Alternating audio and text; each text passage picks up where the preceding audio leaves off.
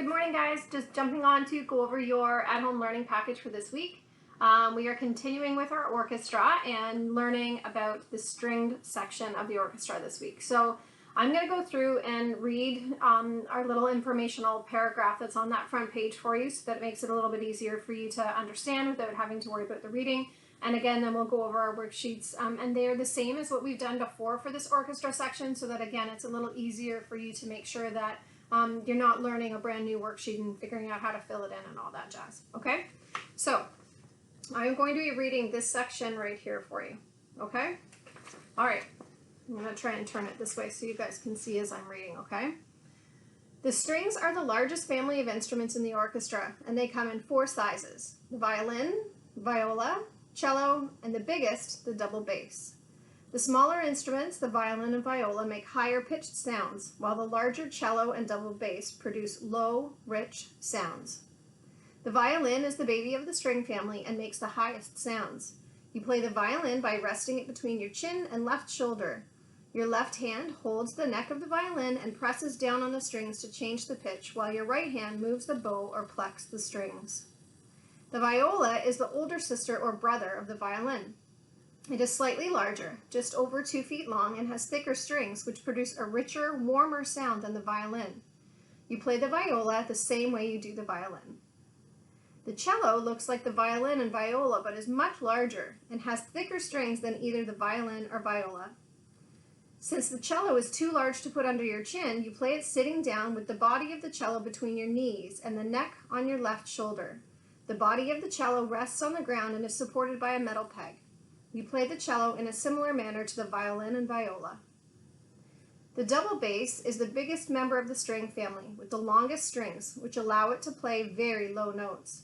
They are so big that you have to stand up or sit on a very tall stool to play them.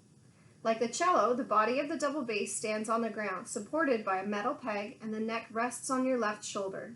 You produce sound just like on a cello, using the left hand to change the pitch and the right to move the bow or pluck the string.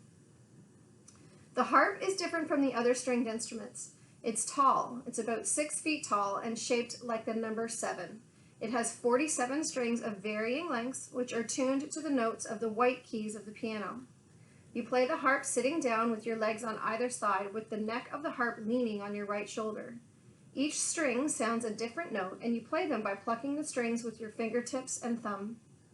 Attached to the bottom of the harp are 7 foot pedals, which change the pitch of each string and allow them to sound the pitches of the black keys on the piano. Okay, so that's going through all of our instruments that are right here. Okay, so make sure I get this right.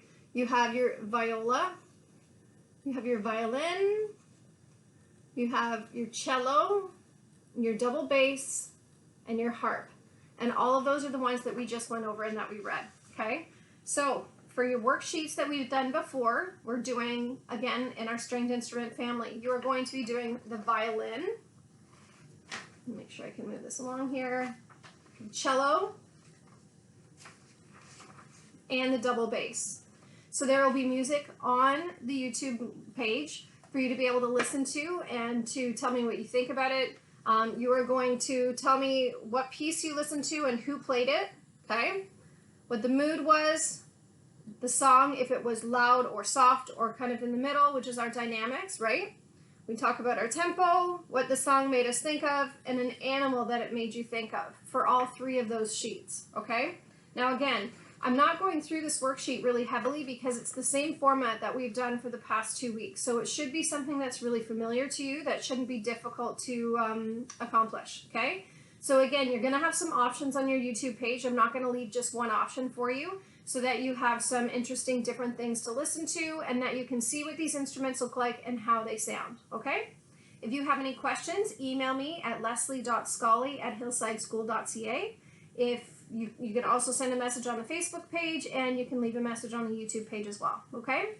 I hope that you're having a good week. I can't wait to see you very soon. And again, if you need anything, feel free to let me know when you can, okay? Take care. Bye.